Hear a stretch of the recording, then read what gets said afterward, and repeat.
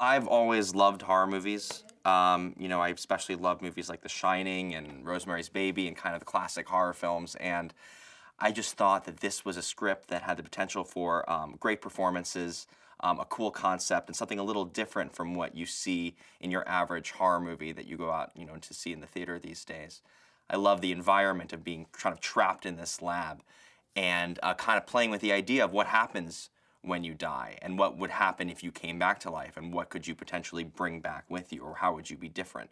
What would the experience of death be like? And these are all questions that I think a lot of people think are interesting, and it's something that really gripped me and thought, this could be a horror movie, something that's really a terrifying experience, but with a sci-fi twist and kind of a greater theme that might really resonate with audiences. I think that a lot of people will come down on either side of this debate where, where some people think science is a natural thing and that these are boundaries that, are going to be crossed inevitably and, that let's do it.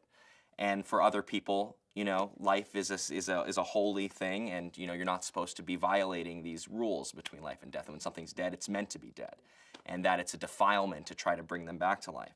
So, I think this is a film that not only is terrifying and fun to watch and exciting with great performances and great actors, but it's really something that makes you think more than some of the other horror movies that I've seen lately, and it's something that I was very impressed by when I read the script.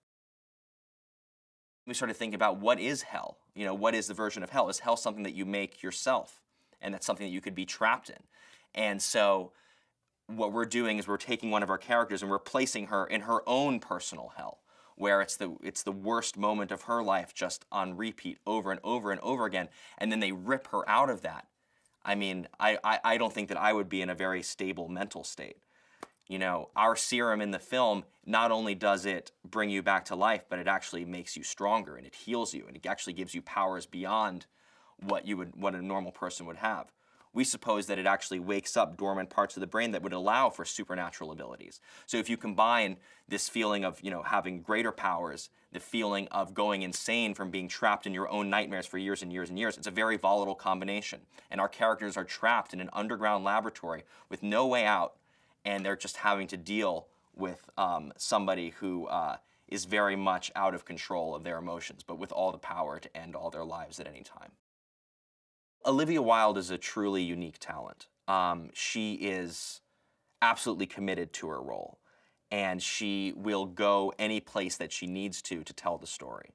And so not only is she absolutely, she's beautiful and incredibly charming and incredibly intelligent, but she can be utterly terrifying, as you can see in this film. And this is really an opportunity for her to shine, because in the beginning of the film, her character is very is very likable, and you want her to succeed in her experiments, and you want her to be okay.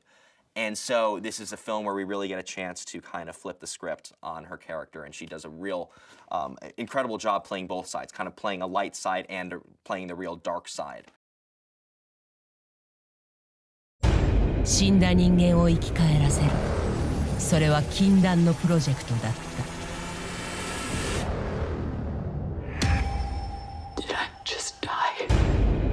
どうして私を生き返らせ